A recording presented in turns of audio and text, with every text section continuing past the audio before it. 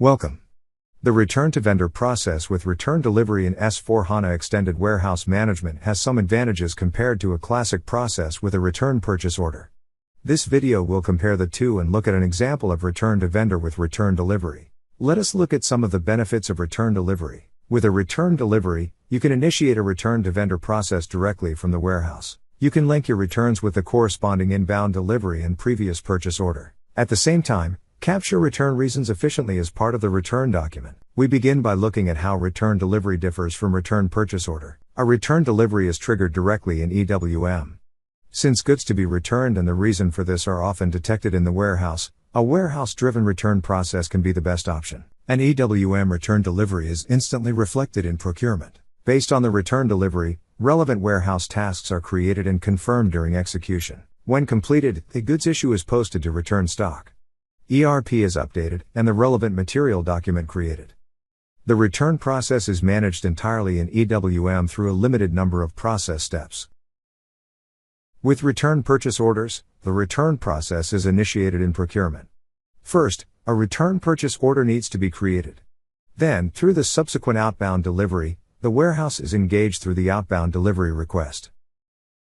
From this point on, the processes are pretty similar. Relevant warehouse tasks are created and confirmed during execution. When completed, the goods issue is posted to return stock.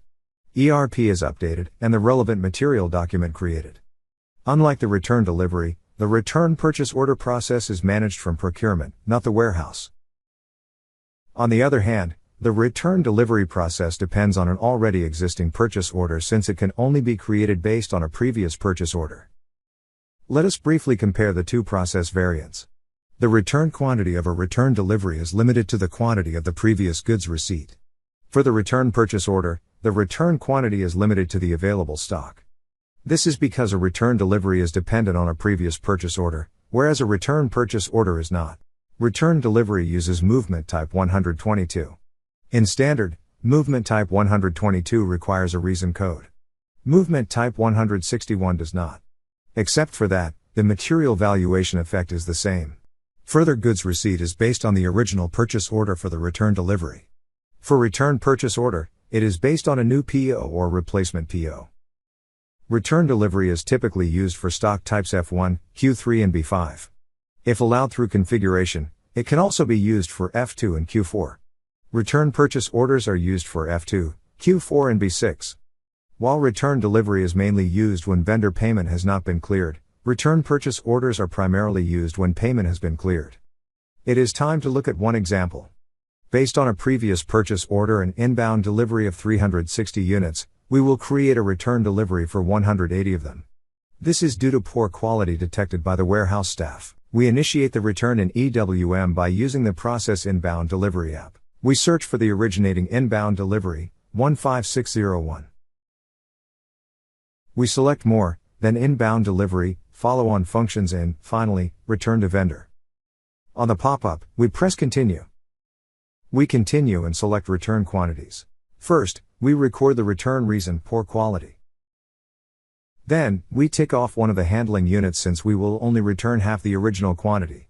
Finally, we post the return delivery, and the system generates an outbound delivery note for the 180 units to be returned. The return delivery was successfully created and also automatically reflected in ERP. We use the Run Outbound Process Deliveries app to manually trigger the physical warehouse activities. On the outbound return delivery, we mark the line item and create the warehouse task needed to get it moving. Then, we drill down on the warehouse task. Eventually, we can see that it has been assigned to warehouse order 2012206. We use the RF processing app to move the returnable stock. With the warehouse order number noted, we select it manually. The picking procedure begins by creating a picking handling unit.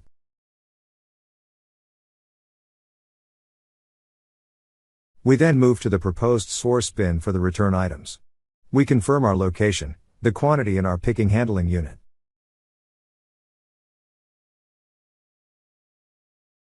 We are instructed to move the items to the goods issue returns area.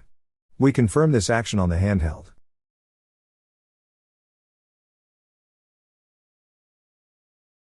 With the picking completed, we move back to the Run Outbound Process app. We note the completed picking indicator and perform the goods issue. Mission accomplished. Let us recap some of the benefits of return delivery. With a return delivery, you can initiate a return to vendor process directly from the warehouse. You can link your returns with the corresponding inbound delivery and previous purchase order. At the same time, capture return reasons efficiently as part of the return document. The views, information or opinions expressed are solely those of the individuals involved and not those of the individual's employer, or any other group or individual. Thanks a lot for watching. Please comment, like and subscribe. More videos like this are coming shortly. See you then.